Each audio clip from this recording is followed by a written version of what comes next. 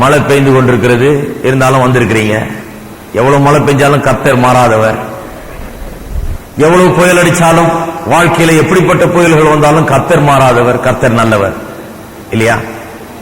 அது நிச்சயம். அதை நாம் மனதில் வைத்துக் கொள்ள வேண்டும். ஆகையால கர்த்தரை நாம் பிடித்துக் கொள்ள வேண்டும், கர்த்தருக்கு முதலிடம் கொடுக்க வேண்டும். நாம் ரோமருக்கு எழுதின நிருபத்துக்கு திருப்போம், 6ஆம் அதிகாரத்துக்கு. ரோமருக்கு எழுதின நிருபம் 6ஆம் அதிகாரம். இன்றைக்கு 13ஆம் வசனத்தை வாசிக்க போகிறேன். இந்த வசனங்கள் 12 முதல் 14 வசனங்கள் நான் நேற்று வாசிச்சேன். 12ஆம் வசனத்திலே உள்ள காரியங்களை நான் விளக்கினேன். இன்னும் 13, 14 இன்னும் சொல்லவில்லை. 13ஆம் வசனத்தை இன்றைக்கு நான் விளக்கி சொல்ல இருக்கிறேன். மனுஷன் அப்பத்தினால் மாத்திரமல்ல, தேவனுடைய வாயிலிருந்து புறப்படுகிற ஒவ்வொரு வார்த்தையினாலும் பிழைப்பான் என்று வேதவசனம் சொல்லுகிறது. கர்த்தருடைய வாயிலிருந்து வருகிற ஒவ்வொரு வார்த்தை கர்த்தருடைய வார்த்தை இது. ஆகையாலே இதை நாம் கவனமாய் நாம் கவனிக்க வேண்டியது அவசியமாக இருக்கிறது. 16ஆம் ரோமர் 6ஆம் அதிகாரம் 13ஆம் வசனம். 12, 13, 14 மொத்தமாய் சேர்த்து வாசிக்கிறேன். நான் 13 தான் பிரசங்கிக்க போகிறேன். ஆகையால் நீங்கள் சரீர இச்சைகளின்படி பாவத்துக்கு கீழ்ப்படியத்தக்கதாக சாவுக்கு ஏதுவான உங்கள் சரீரத்தில் பாவம் ஆளாதிருப்பதாக. நீங்கள் உங்கள் அவயவங்களை அநீதியின் ஆயுதங்களாக பாவத்துக்கு ஒப்புக்கூடாமல் உங்களை மரித்தோரிலிருந்து பிழைத்திருக்கிறவர்களாக தேவனுக்கு ஒப்பு கொடுத்து உங்கள் அவயவங்களை நீதிக்குரிய ஆயுதங்களாக தேவனுக்கு ஒப்பு கொடுங்கள். நீங்கள் நியாயப்பிரமாணத்துக்கு கீழ்ப்பற்றாமல் கிருபைக்கு கீழ்ப்பட்டிருக்கிறபடியால் பாவம் உங்களை மேற்கொள்ள மாட்டாது.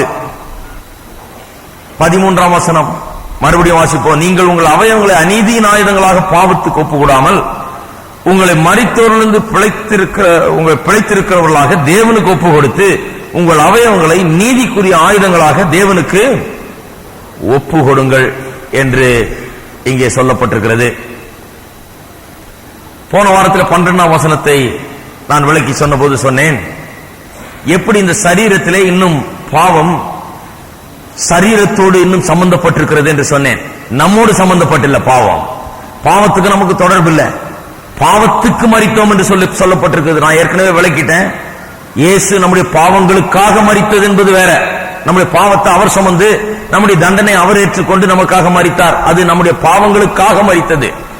நாம் பாவத்துக்கு மரித்தோம் என்று சொன்னால் பாவத்தின் தொடர்பில் இருந்து நாம் துண்டிக்கப்பட்டு விட்டோம்.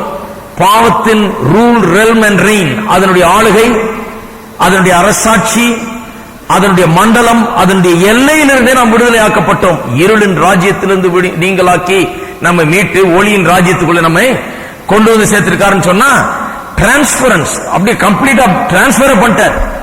ஒரு ராஜ்யத்திலிருந்து இன்னொரு ராஜ்யத்துக்கு கொண்டு போயிட்டார், ஒரு எல்லையிலிருந்து இன்னொரு எல்லை கொண்டு போயிட்டாரு. பாவம் என்கிற ராஜ்யத்துக்குள்ளாக வாழ்ந்தவர்கள், பிசாசின் அந்த ராஜ்யத்துக்குள்ளாக வாழ்ந்தவர்களை இப்பொழுது கிருபை இயேசு கிறிஸ்துவின் ராஜ்யத்துக்குள்ளாக, அவருடைய அன்பின் ராஜ்யத்துக்குள்ளாக நம்மை கொண்டு சென்றிருக்கிறார். அப்படின்னு சொன்னா நமக்கு பாவத்துக்கு சம்பந்தமே கிடையாது. அந்த எல்லையை விட்டு நாம் வெளியே வந்து விட்டாயிட்டு அதை நிச்சயமா நம்ம மனசுல புரிஞ்சுக்கணும். இந்த அதிகாரத்தை போதிக்கும் போது நிறைய காரியங்களை நாம் தெளிவுபடுத்திக்க வேணும். ஒவ்வொரு வாரமும் கேட்டு கேட்டு கேட்டு தெளிவுபடுத்தி, ஒரு தடவை கேட்ட சில நேரத்தில் விளங்காது, கேட்டு தெளிவுபடுத்திக் கொள்ள வேண்டும். பாவத்துக்கு நமக்கு சம்பந்தம் இல்லை. நம்ம எல்லாரும் சொல்லுவோம், எனக்கும் பாவத்துக்கும் சம்பந்தம் இல்லை. பாவத்தின் எல்லையிலிருந்தே நான் விடுவிக்கப்பட்டிருக்கிறேன். சரி, எனக்கும் பாவத்துக்கு சம்பந்தம் இல்லை, ஆனா என்னுடைய சரீரத்துக்கும் பாவத்துக்கும் சம்பந்தம் இருக்கிறது. இதை நாம் தெளிவாய் தெரிந்து கொள்ள வேண்டும். நான் சரீரம் கிடையாது. எனக்குன்னு சொல்லும் போது என் சரீரத்தை சொல்ல நானே, ஏனென்றால் நான் இந்த சரீரம் அல்ல. இந்த சரீரத்துக்குள்ளாக நான் வாழ்கிறேன். அப்ப உள்ள வாழ்றவன் தான் நான். சரீரம் ஒரு வீடு மாதிரி. அப்ப இந்த சரீரத்துக்கும் எனக்கும் தொடர்பு உண்டு, இந்த சரீரத்துக்கும் பாவத்துக்கும் தொடர்பு உண்டு. எனக்கும் பாவத்துக்கும் நேரடியான தொடர்பு கிடையாது. எனக்கும் பாவத்துக்கும் எந்த விதத்தில் தொடர்பு உண்டு என்று சொன்னா, இந்த சரீரம் பாவ சரீரமாய் இருக்கிறது. பாவத்துக்கு இன்றைக்கும் இணங்கக்கூடியதாய், பாவ செயல்களை செய்யக்கூடியதாய், பாவத்தை செய்யக்கூடியதாய், பாவத்தினால் சோதிக்கப்படுகிறதாய், இப்படி என்னுடைய சரீரம் பாவத்தோடு சம்பந்தப்பட்டிருக்கிறது என்பதை குறித்து நான் உங்களுக்கு போன வாரத்திலே அதை விளக்கி சொன்னேன். இந்த சரீர இச்சைகளின்படி பாவத்துக்கு கீழ்ப்படியத்தக்கதாக சாவுக்கு ஏதுவான உங்கள் சரீரம் பாவம் ஆளாதிருப்பதாக என்பதை குறித்து போன வாரத்திலே நாம் போதித்து விட்டோம். ஆளாதிருப்பதாக என்று சொன்னால் ஆளை இடம் கொடுக்காதிருங்கள், ஆளும்படியா இடம் கொடுக்காதிருங்கள். அதாவது பரிசுத்தத்தை குறித்த கிறிஸ்தவ போதனை என்னவென்றால், புதிய ஏற்பாட்டின்படி உள்ள போதனை என்னவென்றால், பாவம் செய்யறதுக்கு இடம் கொடுக்க கூடாது. அப்ப விசுவாசியினிடத்தில் ஒரு பெரிய ரெஸ்பான்சிபிலிட்டி, ஒரு பொறுப்பு கொடுக்கப்படுகிறது. சில போதிக்கிறார்கள், பாவத்தை மேற்கொள்ள வேண்டும் என்றால், பரிசுத்தமாக வாழ வேண்டும் என்றால் நாம ஒண்ணும் செய்யக்கூடாது, நாம பேசாம இருந்தா கத்துறத பார்த்துக்குவார். அது வேத போதனை கிடையாது. நாம் ஒன்றை செய்ய வேண்டும், ஆளும்படியாக இடம் கொடுக்க கூடாது. நாம் அதற்கு நோன்னு சொல்லணும், நாம் அதுக்கு இல்ல முடியாது என்று சொல்ல வேண்டும். நாம் தினந்தோறும் பாவங்களை மறுக்க வேண்டும், பாவங்களுக்கு எதிர்த்து நிற்க வேண்டும், பாவம் செயல்களில் ஈடுபடாமல் இருக்க வேண்டும். நம்முடைய மனசாட்சிக்கு ஒவ்வாத காரியங்கள்ல நாம் கரங்களை வைக்காதவர்களாக இருக்க வேண்டும். நமக்கு பாவமாய் தோன்றுகிற காரியங்கள், சத்திய வசனத்தில் பாவம் என்று நிச்சயமாய் போதிக்கப்பட்டிருக்கிற காரியங்களை நாம் தவிர்க்க வேண்டும். அதை விட்டு விலகி ஓட வேண்டும் என்று கேட்டான். தவிர்க்கிறதுனா அது அப்படியே நின்றுட்டு இருக்க கூடாது, பக்கத்திலேயே ஓடுன்னு சொல்லுது வேதம். ஓடியே போயிடும், அங்க நிக்கவே நிக்காது அந்த இடத்துல. சில நேரத்தில் அப்படிதான் தப்புறதுக்காக தான் ஒரே வழி, ஓடியே போயிடணும். அது பக்கத்தில் நின்றுட்டு இருந்தா அது இன்னும் பிடிச்சிக்கிட்டே இருக்கும். நம்மள ஓட சொல்லி இருக்குது. யோசேப்பு ஓடினா ஒரே ஓட்டம் பிடிச்சிட்டான் ஆளு. நம்ம பாஷையில சொல்லுவாங்க, துண்ட காணும் துணிய காணும் ஓடினான். அப்படி ஓடினான், உண்மையிலே ஓடினான், தலைவரிக்க ஓடிட்டான் ஆளு, திரும்பி கூட பார்க்கல. ஏன்? நிச்சயமா தெரியும் இது தவறு, இது நமக்கு ஆகாது, இதை செய்யக்கூடாது. பாருங்க, ஒவ்வொரு நாளும் அதை செய்யணும். பரிசுத்த ஜீவியம் என்று சொன்னா ஏதோ சட்டையை மாத்தினேன், ஜடையை மாத்தினேன், உடைய மாத்தினேன், அதை மாத்தினேன், இதை மாத்தினேன், அதுக்கு இதுக்கு சம்பந்தமே கிடையாதுங்க.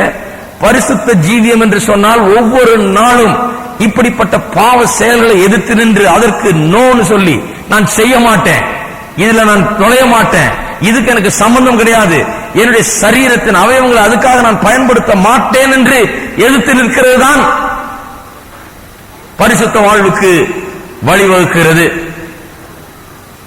மற்றவை எல்லாம் ஆண்டவரை நம்பிருங்க அப்படிங்கிறாங்க சிலர். அவர் பார்த்துக்குவாருங்க பாவம் செய்யாதபடி. அவர் பார்த்துக்கிறது என்ன? வசனத்தில் திட்டவட்டமா போதிச்சிருக்கிறார். என்ன போதிச்சிருக்கார்? நீ இடம் கொடுக்காதே இருக்கார்.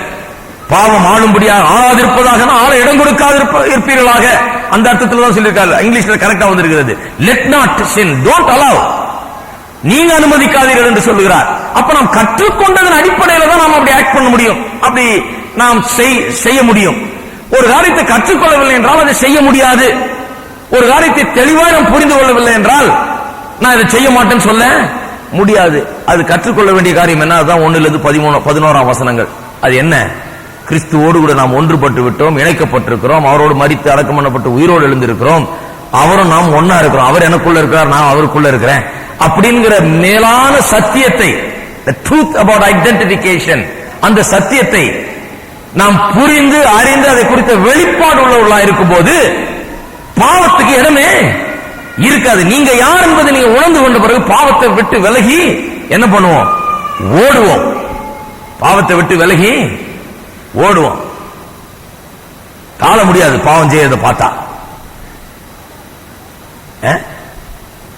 இயேசு ஒருக்க நுழைஞ்சிட்டாரு தேவாலயத்துக்குள்ள. இன்னைக்கு இருந்தா எத்தனை தேவாலயத்துக்குள்ள நுழைவாருங்கிறீங்க நீங்க? யோசித்து பாருங்க. நீங்க இன்னைக்கு இருந்தா இயேசு ரொம்ப பாப்புலரா இருக்க மாட்டாருங்க. இயேசு எல்லாரும் விரும்ப மாட்டாங்க. சாட்டை எடுத்துட்டு போய் தேவாலயத்தில் போய் பின்னிட்டாரு. டேபிள் எல்லாம் எட்டி வாச்சு ஓடு வெளியேன்னு. ஏன்? அங்க நடக்கிறது அக்கிரமம், அநியாயம். தேவனுடைய ஆலயத்தை குறித்த வைராக்கியம் பற்றி எறிகிறது என்றாரு. உள்ள கள்ளர் புகையாக்கிட்டாங்க, அக்கிரமத்துக்கு இடம் கொடுக்கிறார்கள். உள்ள அந்த பாவத்தை குறித்த ஒரு தீராத வெறுப்பு, பாவத்தின் மீது ஒரு பகை, பாவத்தை வெறுக்கக்கூடிய ஒரு எண்ணம், பாவத்தை எதிர்த்து நிற்கக்கூடிய ஒரு எண்ணம், அதை நாம் வளர்த்துக் கொள்ள வேண்டும். பாவத்துக்கு நாம விரோதிகள், அப்படிப்பட்ட செயல்களுக்கு நாம் விரோதிகள், அவைகளை எதிர்த்து நிற்க வேண்டும். அப்படி நாம் பார்க்க வேண்டும் இல்லை. அதோட ஃப்ரெண்ட்ஷிப்பா இருக்கக்கூடாது, அதோட பட்டும் போடாம தொட்டுக்கிட்டும் எடுத்துக்கிட்டு இருக்கக்கூடாது, கிடையாது. அதை விட்டு விலகி தூரமா, இது என் வீட்டு வாசலுக்குள்ளே வரக்கூடாது, என்னுடைய வாழ்க்கைக்கு எது சம்பந்தம் கிடையாது.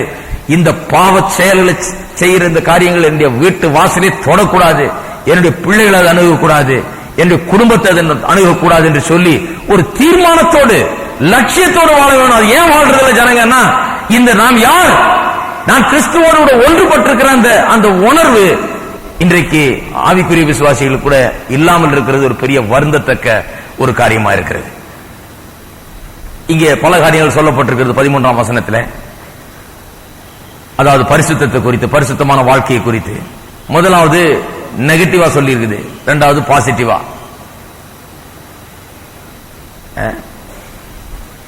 அந்த நெகட்டிவா சொன்னதுல என்ன சொல்லியிருக்காரு? நீங்கள் உங்கள் அவைகளை அநீதியின் ஆயுதங்களாக பாவத்திற்கு ஒப்புக்கூடாமல், அதான் என்ன செய்யக்கூடாது என்றார், அதுதான் நெகட்டிவ் என்ற. அப்புறம் என்ன செய்யணும்ன்றாரு, அதுதான் பாசிட்டிவ் சொல்றேன். இந்த நெகட்டிவாய் சொன்னதுல அதுலயே ரெண்டு விதமான காரியங்களை சொல்லி இருக்கிறார். அந்த நெகட்டிவா சொன்னதுல அதுல முதலாவது காரியம் தெளிவா ஒரு காரியத்தை வெளிப்படையா சொல்றார், இது இப்படின்னு. அது என்ன? உங்கள் அவயவங்களை நீதியின் ஆயுதங்களாக பாவத்துக்கு ஒப்பு கொடாமல். அப்ப அப்போஸ்தலனாகிய பவுல் பாவத்தை எப்படி பார்க்கிறார்னா, பாவத்தை ஒரு பெரிய கொடூரமானவனை போல பார்க்கிறார். எப்படி பார்க்கிறார்? பாவம் என்கிறத he personifies sin. He looks at sin as a person. ஒரு ஆளை போல, ஒரு கொடூரமான ராஜாவை போல, ஒரு கொடூரமான ஒரு நபரை போல கண்டு அவன் எப்பவுமே காத்துக் கொண்டிருக்கிறான். எப்படியாவது உங்களை தன்னுடைய ஆளுகைக்குள்ளாக கொண்டு வர வேண்டும் என்று, எப்படியாவது உங்களை பாதிக்க வேண்டும் என்று, தவறான வழியில் நடத்த வேண்டும் என்று, வாழ்க்கையை சீரழிக்க வேண்டும் என்று எப்போதும் அந்த பாவம் காத்துக் கொண்டிருக்கிறது. பாவத்தை குறித்து அப்படி பேசுறார் அவர். ஆகையால் தான் சொல்றாரு, பாவத்துக்கு ஒப்புக்கொடாமல் ரெடியா இருக்குது பாவம். ஒரு ஆளை போல, ஆயுதம் ஏந்தியவனை போல காத்துக் கொண்டிருக்குது. எந்த நேரமும் பிடிச்சி சிறைக்கைதியா கொண்டு போகலாம் என்கிற அந்த ஒரு ஆர்வம் அந்த பாவத்துக்கு இருக்கிறது. எப்படியாவது அடிமைப்படுத்த வேண்டும் என்று இவர் சொல்லுகிறார். அப்படி ஒப்பு கொடுக்காதீர்கள் உங்களை என்று சொல்லுகிறார். உங்கள் அவயவங்களை.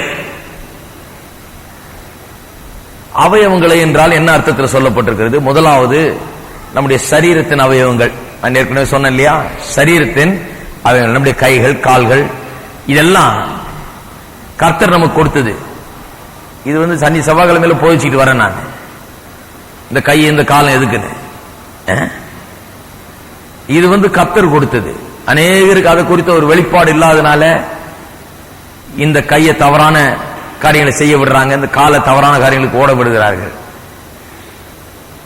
இருக்கிறதுலேயே பெரிய ஒரு காரியம் என்னன்னா, அது குறித்த போதனை, சரீரத்தை குறித்த போதனை, என்ன நோக்கத்துக்காக ஆண்டவர் கொடுத்திருக்கிறார் என்பதை அது அறிந்து கொண்டால் அதை செய்யவே மாட்டோம். சரீரத்தை தவறான வழியில் உபயோகப்படுத்தவே மாட்டோம், செய்ய முடியாது.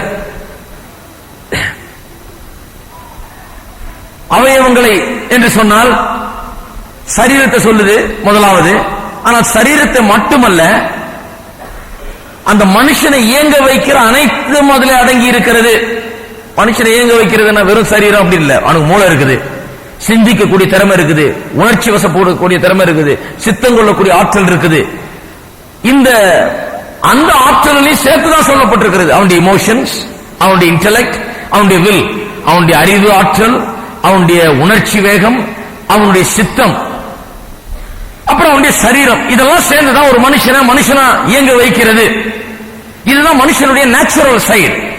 மனுஷனை ரெண்டு பாகமா சிம்பிளா பிரிச்சா ஸ்பிரிச்சுவல் அண்ட் நேச்சுரல் பிரிக்கலாம். நம்முடைய ஆவி இப்ப ஸ்பிரிச்சுவலா இருக்குது. ஏன்? ஒருவன் கிறிஸ்துவுக்குள் இருந்தால் அவன் புது சிருஷ்டியா இருக்கிறான். அப்ப நம்முடைய ஆவி எப்படி இருக்குது? அவன் ஜென்ம சுபாவம் உள்ள மனுஷன் கிடையாது. இப்ப நானு என்ன மனுஷன்? ஆவிக்குரிய மனுஷன். எப்படி ஆவிக்குரிய மனுஷன்? உள்ள ஆவிக்குரிய மனுஷன். உள்ள புதிதா இருக்கிறேன், உள்ள பாவங்கள்லாம் நீங்கிச்சு, உள்ள ஆண்டவர் வாசப்பட்டார், ஆகியால் புதிதான மனுஷன். வெளியே எப்படி? அதே பழைய மனுஷன் தான், அதே ஹைட் தான், அதே நேரம் தான், அதே இதுதான், எல்லாம் அதே தான். ஒண்ணும் மாறவே, மூக்கு மொழியும் ஒண்ணும் மாறவே இல்ல. அப்ப அதத்தான் நேச்சுரல் மேன்றோம். இந்த இயற்கை மனிதன் மாறவில்லை. ஆவிக்குரிய மனிதனுக்குள்ள ஒரு மாற்றம் ஏற்பட்டிருக்கிறது.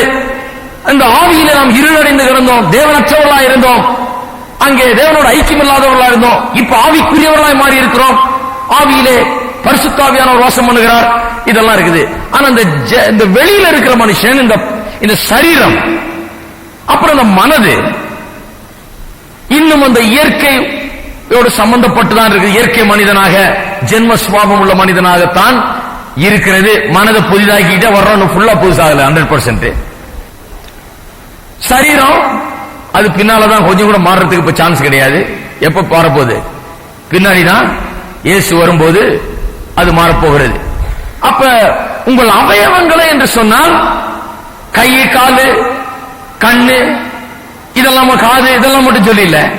சரீர அவயவங்கள் மட்டும் அல்ல, அது மட்டும் அல்லாமல் நம்முடைய மூளை, நம்முடைய அறிவு, நம்முடைய உணர்ச்சிகள், நம்முடைய சித்தங்களுடைய திறன் எல்லாவற்றையும் சேர்த்து நம்முடைய மனிதனாய் இயங்க வைக்கிற அனைத்து காரியங்களையும் சேர்த்து சொல்லி இருக்குது. உங்கள் அவயவங்களை இருக்கீங்களா? உங்கள் அவயவங்களை சொன்னா எல்லாத்தையும் உங்களை மனுஷனா வச்சிருக்குது. அந்த நேச்சுரல் சைட் ஆஃப் வியூ அத சொல்லி இருக்குது. உங்கள் அவயவங்களை பாவத்துக்கு ஒப்புவிடாமல் என்ற வார்த்தையை பார்ப்போம். முதல்ல அவயவங்கள் என்ற வார்த்தையை பார்த்தோம். இப்போ ஒப்புவிடாமல் என்கிற வார்த்தை, ஒப்புவிடாமல் என்று சொன்னால், ஒப்பு கொடுக்கிறது என்று சொன்னால் என்ன? பாவத்துக்கு பிரயோஜனப்படும்படியாக, பாவம் செய்வதற்கு உதவும்படியாக, பாவம் உபயோகிக்கும்படியாக, to put at the disposal of என்று டிக்ஷனரியில் சொல்லப்பட்டிருக்குது. மீனிங் டு ஈல்ட் என்றதுக்கு கிரேக்க மொழியிலிருந்து வாசித்து பார்த்தா சொல்லுது to put at the disposal. ஈல்ட்னா என்ன? நம்முடைய சரீரத்தின் அவயவங்களையும் நம்முடைய மனதையும் பாவத்திற்கு அவைலபிளா வைக்கிறோம். we are making it available. நாம் என்ன சொல்றோம்? பாவம் இதை உபயோகப்படுத்திக்கிட்டோம். பாவ சிந்தைகளுக்காக, பாவ எண்ணங்களுக்காக, பாவ காரியங்களை பார்க்கும்படியாக, கேட்கும்படியாக, பேசும்படியாக, பாவமான காரியங்களை செய்யும்படியாக இந்த கைகளையும் கால்களையும் நம்முடைய சரீர அவயவங்களையும் நம்முடைய மனதையும் எல்லாவற்றையும் நாம் அவைலபிளா வைக்கிறோம். பாவத்திற்கு அதை ஈல்டு பண்ணுகிறோம் என்று சொன்னால் it is available for sin to use it. பாவம் அதை உபயோகப்படுத்தும்படியாக இப்போது அவைலபிளா இருக்குது. அவைலபிளா வைக்காதீங்க. My body is not available. Hello, are you there? என்னுடைய சரீரம் அவைலபிள் இல்லை. ஒரே ஒரு காரியத்துக்கு தான் அவைலபிள், கர்த்தருடைய காரியங்களை செய்யறதுக்காக தான் அவைலபிள். அப்படி என்னைக்காவது தப்பி தவறி வேற ஏதாவது செய்தா உடனே அதை சரி பண்ணி கரெக்ட் பண்ணி சரியான வழியில் கொண்டு வர வேண்டியது யாருடைய பொறுப்பு?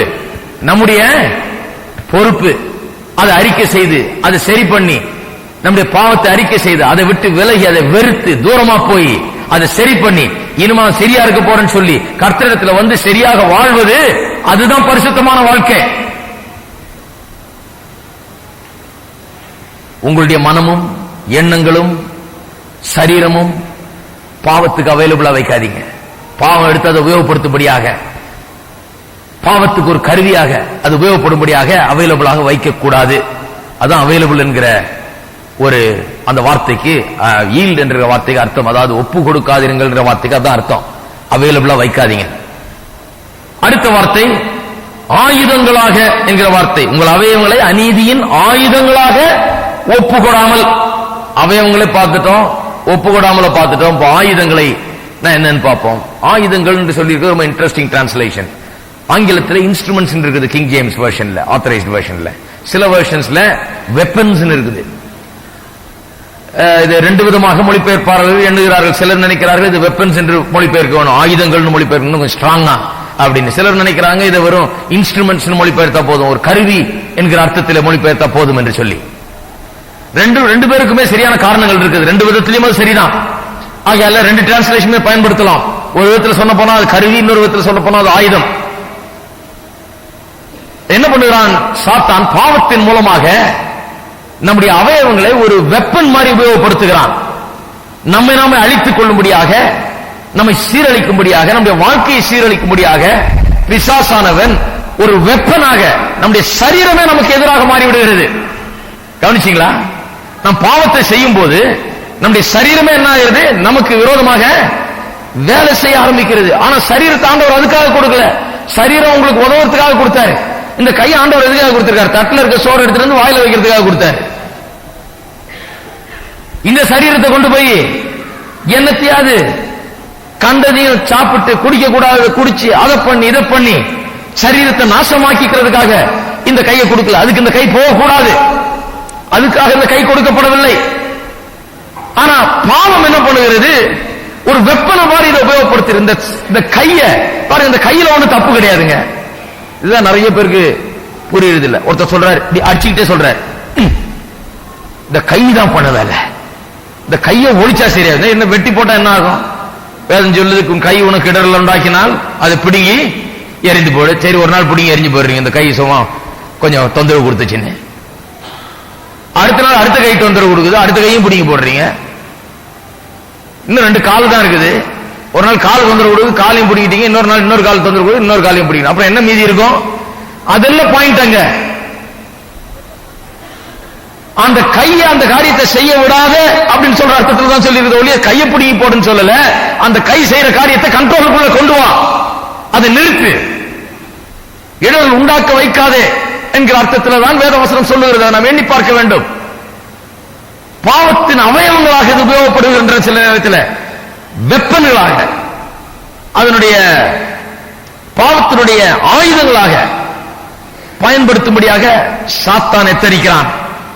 எப்படியாவது பாவத்தின் ஆயுதங்களாக பயன்படுத்தி நம்முடைய சரீரத்தையும் நம்முடைய மனதையும் கெடுத்து நம்ம ஆண்டவரிடத்திலிருந்து பிரிச்சு நம்ம ஒன்றுமில்லாமல் ஆக்கி நம்மை அழிவுக்கு நேராக நடத்தும்படியாக சாத்தான் பாவத்தின் மூலமாக முயற்சி எடுத்துக் கொண்டிருக்கிறான். நம்ம ஒன்னும் அவன் செய்ய முடியாது, நம்முடைய சரீரத்தை அவன் பாழாக்கலாம். நம்ம தொட முடியல அவனால, ஆனா நம்ம சரீரத்தின் மூலமாக நம்ம எப்படியாவது நாசமாக்கணும் என்கிற ஒரு எண்ணம். ஏன்னா அவனுடைய எல்லையிலிருந்து நம்ம கொண்டு வந்துட்டார் ஆண்டவர். ஒன்னே ஒண்ணுதான் மிச்சம், இந்த சரீரம் தான் இன்னும் புதுசாகல. ஆகையால் இந்த சரீரத்தின் மூலமாக, அதனுடைய ஆசை இச்சைகள் மூலமாக, அதனுடைய காரியங்கள் மூலமாக நம்மை நிலையிழக்க செய்து, நம்மை தாறுமாறாக நடக்க செய்து, நம்மை ஒன்றுமில்லாமல் ஆக்குவதுதான் சாத்தானுடைய திட்டமாயிருக்கிறது. பாவம் அதற்கு தான் காத்து கொண்டிருக்கிறது. அதை ஆயுதங்களாக நாம் பயன்படுத்தும் போது ஒரு வெப்பன் மாதிரி ஆயிடுது, ஒரு கத்தியை போலோ துப்பாக்கியை போலோ ஆயிடுது. நம்ம அழிக்கக்கூடிய ஆயுதம்.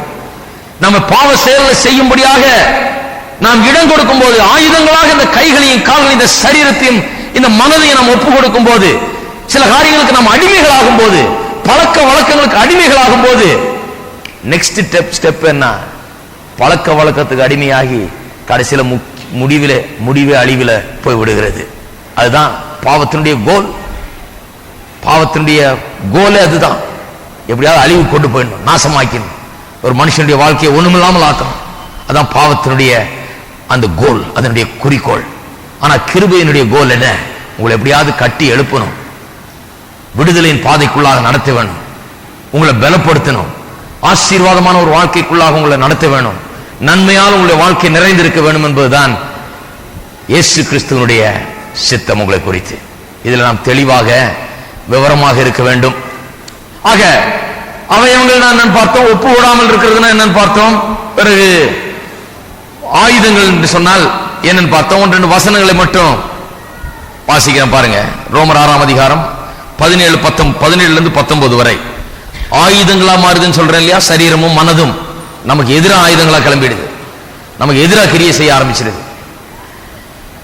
அதை இங்க பவுல் அப்போஸ்தலன் ரொம்ப விவரமாய் விளக்குகிறார். 17 வசனம் முதல், முன்னே நீங்கள் பாவத்துக்கு அடிமைகளாய் இருந்தும் இப்பொழுது உங்களுக்கு ஒப்புவிக்கப்பட்ட உபதேச சட்டத்துக்கு நீங்கள் மனப்பூர்வமாய் கீழ்ப்படிந்ததினாலே தேவனுக்கு ஸ்தோத்திரம்.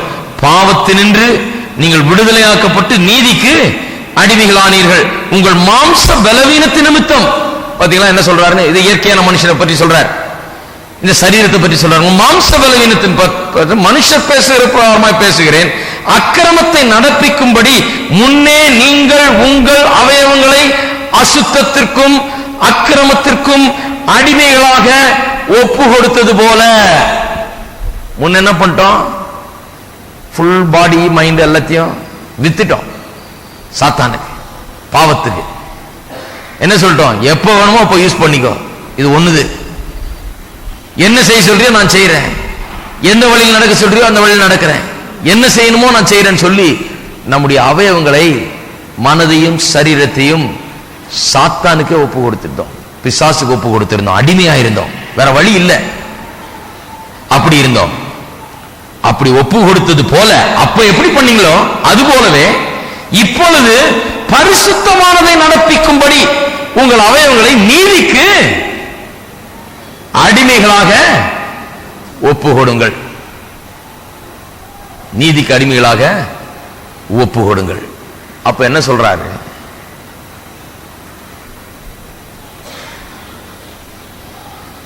அடிமைகள் என்று சொல்லப்பட்டிருக்கிறது. ஆங்கிலத்திலே servants of unrighteousness, servants of righteousness என்று மொழிபெயர்க்கப்பட்டிருக்கிறது.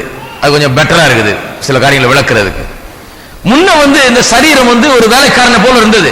எதுக்கு? பாவம் செய்யறதுக்கு, கெட்ட காரியங்களை செய்யறதுக்கு ஒரு வேலைக்காரனை போல. வேலைக்காரன் வானா வர்றான், போனா போறான், இது எடுனா வைக்கிறான் இல்லையா? அப்படி நம்முடைய சரீரம் இருந்தது. பாவம் அதை கண்ட்ரோல் பண்ணி ஆண்டு கொண்டு அடிமையாக்கி ஒரு வேலைக்காரனை போல அந்த சரீரத்தை செய்ய வைத்துக் கொண்டிருந்தது.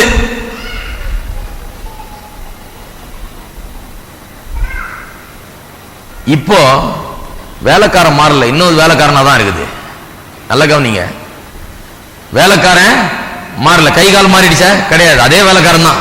முன்ன பாவம் செய்த அதே கை தான், முன்ன பாவம் செய்த அதே கால் தான், முன்ன பாவத்தை எண்ணின அதை மனதில் வைத்துக் கொண்டிருந்த அதே எண்ணங்கள் தான், அதே மனது தான் இருக்குது இன்னும். ஆனால் இப்போ அதே வேலைக்காரன் தான். ஆனா இந்த வேலைக்காரன் வேற யாருக்கு வேலை செய்யறான்? யாருக்கு வேலை செய்யறான்? நீதியை நடப்பிக்கும்படியாக, பரிசுத்தமானதை நடப்பிக்கும்படியாக இந்த வேலைக்காரரை உபயோகப்படுத்துறோம் இல்லையா? வேலைக்காரன் நல்லதுக்கும் உபயோகப்படுத்தலாம், கெட்டதுக்கும் உபயோகப்படுத்தலாம். அசுத்தமானதை செய்யவும் உபயோகப்படுத்தலாம், பரிசுத்தமானதை செய்யவும் உபயோகப்படுத்தலாம். நிறைய பேருக்கு புரியுறதுல. சில நினைச்சுக்கிறாங்க காசை பற்றி எல்லாம் நினைக்கும் போது, காசு நிறைய இருந்தா ஜனம் கெட்டு போயிடுவாங்க. ஒரு ஊழியக்காரர் சொன்னார், இந்த மாதிரிலாம் பிரசங்கம் பண்ணக்கூடாதுங்க, ப்ராஸ்பெரிட்டி அது இதுன்னு ஜனங்களுக்கு சொல்லி கொடுத்துட்டு அப்புறம் அவங்க நல்லா ஆயிடுவாங்க. அப்புறம் அவங்க கெட்டு போயிடுவாங்க. பணம் அவங்களுக்கு கெடுத்துரும். பணம் எல்லாம் கெட்டுறாங்க பாருங்க, கெடுத்துரும். அது பணம் எப்படி கெடுக்கும்? பணம் நல்லா உபயோகப்படும். நல்லா யோசித்து பாருங்க. பணம் இருந்தா பணம் நல்லா உபயோகப்படும். பஸ்ல வர்றதுக்கு ஆட்டோல வரலாம். இன்னும் கொஞ்சம் பணம் இருந்தா ஒரு மோட்டார் சைக்கிளை வாங்கிக்கலாம். இன்னும் கொஞ்சம் காசு இருந்தா காரே வாங்கிட்டு வரலாம். எவ்வளவு பணம் இருக்குதோ அவ்வளவு நல்லதுதான், உபயோகப்பட போகுது. நல்லா சாப்பிடலாம், பிள்ளைகளுக்கு நல்ல சட்டை வாங்கி கொடுக்கலாம், பிள்ளைகளுக்கு நல்ல வீடு வச்சுக்கலாம், சில நல்ல காரியங்களை செய்யலாம். பணம் உபயோகப்படுகிறது, அவ்வளவுதான். பணம் ஒண்ணும் தீமை கிடையாது. பணத்தை நம்ம உபயோகப்படுத்துகிற விதம் தான் தீமை. நாம் தீமைக்கு உபயோகப்படுத்தலாம், அதை கொண்டு போய் நல்லதுக்கும் உபயோகப்படுத்தலாம். 100 ரூபாயை கொண்டு போய் விஸ்கி வாங்கி குடிச்சிட்டு ரோட்ல உளுந்து கிடக்கலாம். அதே 100 ரூபாயை கொண்டு போய் 2-3 பைபிள் வாங்கிட்டு போய் என்ன 3 பேருக்கு கொடுத்துட்டு நம்மளும் ஒண்ணு வீட்டுக்கு எடுத்துட்டு வரலாம், அதை உட்காந்து வாசிக்கலாம். அதே 100 ரூபா தான். இந்த 100 ரூபா பைபிள் கடையிலையும் செல்லும், பிராந்தி கடையிலையும் செல்லும் இல்லையா? அப்ப நம்ம சரீரம் அப்படிதான். சரீரம் பாருங்க, ஆண்டவர் அப்படி வச்சிருக்காரு. இந்த சரீரத்தை நாம் கெட்டதுக்கும் உபயோகப்படுத்தலாம், நல்லதுக்கும் உபயோகப்படுத்தலாம். இந்த சரீரம் கெட்டதில்லை, அதனால சரீரத்தை இப்படி அடிச்சுக்கிட்டு இந்த சரீரம் தான், இந்த சரீரம் தான் சொல்லிட்டு இருக்காதீங்க. சரீரத்தை நல்லா வைங்க, கொஞ்சம் தடவி கொடுங்க. இது ஒண்ணு கெட்டது செய்யல, இது ஒண்ணு கெட்ட சரீரம் கிடையாது. இது நல்லா போஷிச்சு, நல்ல ரெஸ்ட் கொடுத்து, நல்லா இதை பாலிஷ் பண்ணி, கிளீன் பண்ணி, சரி பண்ணி, நல்ல அழக முடிய இடிய வெட்டி ஏதாவது பண்ணி பார்க்கறதுக்கு நல்லா வைங்க. சரீரத்தை நல்லா ஆரோக்கியமா இருங்க. இந்த சரீரத்தை வெறுக்காதீங்க. இந்த சரீரத்தை வெறுக்காம இது எதுக்காக கொடுக்கப்பட்டிருக்கிறது என்பது அறிவுடையவர்களாக சரீரத்தை பரிசுத்தமானதை நடப்பிக்கும்படியாக ஒப்பு கொடுங்கள். விளங்குதா? ஹலோ? அப்ப இந்த சரீரம் வேலைக்காரனை போல, கரெக்டா சொல்லி இருக்குது வேதம். வேலைக்காரன் தான் சரீரம். ஒரு அடிமையை போல, அடிமைன்றது இன்னும் ஸ்ட்ராங் வேர்டு, அடிமையை போல. இந்த சரீரம் நான் என்ன சொல்றோம் அதான் செய்ய போறது ஒழிய வேற ஒன்றும் செய்ய போறது இல்லை. ஆகையால் எனக்கு இந்த சரீரத்து மேல கண்ட்ரோல் இருக்குது. இந்த சரீரத்தை வேலைக்காரனா வச்சு பரிசுத்தமானது, அசுத்தமானதை நடப்பிக்காமல் பரிசுத்தமானதை நடப்பிக்கும்படியாக இந்த சரீரத்தை ஒப்பு கொடுக்க வேண்டும்.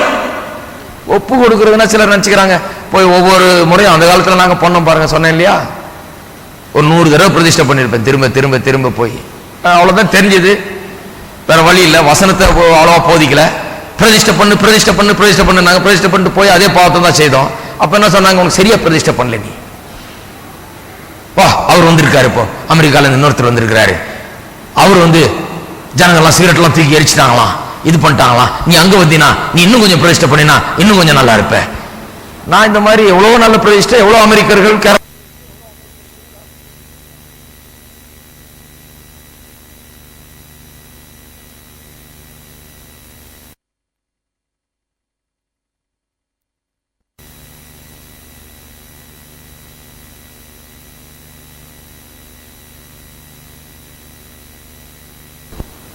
ஒண்ணும் பண்ணி ஒன்னும் உருப்படல. என்ன பிரதிஷ்டை? ஒப்பு கொடுங்கள்னு சொன்னா தினந்தோறும் நான் அதை செய்யணும், தினந்தோறும் நான் எந்திரிச்சு நிக்கணும், நான் தினந்தோறும் தீர்மானிக்கணும், நான் தினந்தோறும் செய்யணும். இந்த சரீரம் பாவத்துக்காக அல்ல, இன்னைக்கு இது பாவம் செய்யாது, இன்னைக்கு இது அதை தொடாது, தீமையானது இந்த கால்கள் தீமையான காரியத்துக்காக ஓடாது, இந்த கைகள் தீமையான காரியத்தை செய்யாது, இந்த மனது இந்த உணர்ச்சிகள் தீமையான காரியத்தை எண்ணாது, மனதில் வைக்காது, கிடையாது. நோ, இன்னைக்கு நான் அதுக்கு அனுமதிக்க மாட்டேன். இன்றைக்கு பரிசுத்தமானதை மட்டுமே நடப்பிக்கும்படியாக என்னை நான் ஒப்பு கொடுக்கிறேன். தினந்தோறும் பண்ணுங்க. அது நான் 100 தடவை பண்ணது பத்தல. அது என்ன பண்ணிருக்கணும்? நானே கர்த்தருடைய வசனத்தை தெரிஞ்சுட்டு தினந்தோறும் காலையில் எந்திரிச்சு பண்ணிருக்கணும்.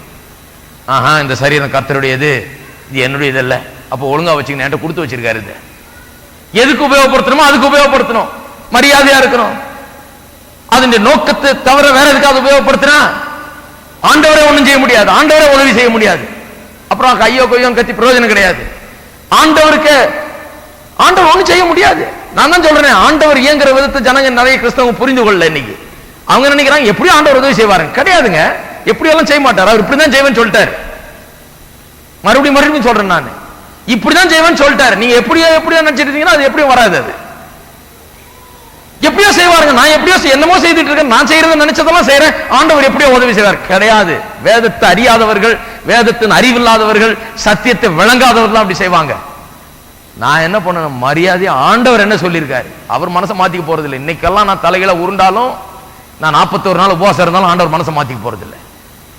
ஆகையால நான் அந்த டாக்டிக் எல்லாம் கையாளுறதை விட முதல்ல போய் என்ன பண்ணணும்? வசனத்துக்கு இடம் கொடுக்கணும். என்ன சொல்லுது வசனம்? ஆண்டவர் யாரு, அவர் என்ன சொல்றார், மரியாதை அது கீழ்ப்படியணும், அதன்படி நடக்கணும், அதன்படி செய்யணும், என்ன ஒப்பு கொடுக்கணும். செய்தா அப்ப அவரும் என் பட்சத்தில் நிற்கிறார், எனக்கு அவரும் உதவி செய்கிறார். அப்படி நான் செய்யும் போது ஆண்டவரே என் பக்கத்தில் இருக்கிறார். ஏன்னா அவர் சொன்னதை செய்யறேன். அதை செய்யறதை விட்டுட்டு நான் என்ன பண்ணேன்? ஒவ்வொரு நாள் ஒரு மீட்டிங்லையும் போறது, ஆண்டவரே என்ன ஒப்பு கொடுக்குறேன், என்ன ஒப்பு கொடுக்குறேன், என்னத்துக்கு ஒப்பு கொடுக்குறேன்? சின்ன கெட்ட பழக்கங்கள் அது இது இருந்தது, அது ஒப்பு கொடுக்குறேன். ஆண்டவரே ஒப்பு கொடுக்குறேன். ஒப்பு கொடுத்துட்டு 2 நாள் அதை மறந்துட்டு திருப்பி அதை ஒரு தடவை பண்ண உடனே சரி, ஒரு தடவை பண்ணாச்சு, 100 தடவை பண்ணா, ஒரு தடவை பண்ணா பண்ணுவோம் அப்படின்றது. அடுத்த எழுப்புதல் கூட்டம் வர வரைக்கும் அப்புறம் வந்தோடனே அங்க பிரசங்கம் பண்றதுல ஒரே உணர்வு வந்துடும். திருப்பி ஆண்டவரே நான் ஒப்பு கொடுக்குறேன். இதேதான் வாழ்க்கை. தினந்தோறும் ஒப்பு கொடுக்கணும். சத்தியம் அதான் சொல்லு. தினந்தோறும் சரீரத்தை என்ன பண்ணும்? ஒப்பு கொடுக்க வேண்டும். பரிசுத்தமானதை நடப்பிக்கும்படியாக ஒப்பு கொடுக்க வேண்டும். பாருங்க, இன்னைக்கு ஜனங்க சத்தியத்தை அறியாத மெய்ப்பன் இல்லாத ஆடுகளை போல இருக்கிறார்கள். கிறிஸ்தவ உலகம் எத்தனை இடத்துல அதை தெளிவா சொல்றாங்கன்னு எனக்கு தெரியல. எனக்கு ஒண்ணு தெரியும், எனக்கு அந்த காலத்துல யாருமே சொன்னது எங்கேயும் நான் கேட்டதில்லை. இப்பொழுது நான் போதிக்கிற காரியங்களே நான் அந்த காலத்துல எங்கேயுமே கேட்டது கிடையாது. இப்போ நானா என்னுடைய ஆர்வத்துல கடந்த பல வருஷங்களாக நானா தெரியும். இது பிரசங்கம் பண்ற ஆட்கள் இருக்கிறாங்க, நமக்கு தெரியாது, தெரியாம இருந்திருக்குது. ஒரு லைப்ரரியில போய் ஒரு புத்தகத்தை வாங்கி படிச்சோம் பாருங்க, அவ்வளவு பிரமாதமான புத்தகம், அவ்வளவு ஜோரா இருக்குது. அதை எடுத்து படிச்ச ஆள் இந்த பைபிள் காலேஜ் 50 வருஷ சரித்திரத்துல எடுத்து படிச்ச ஆள் நான் ஒருத்தன் தான். அந்த புத்தகம் அங்க இருக்கிறதாகவே யாருக்கும் தெரியல.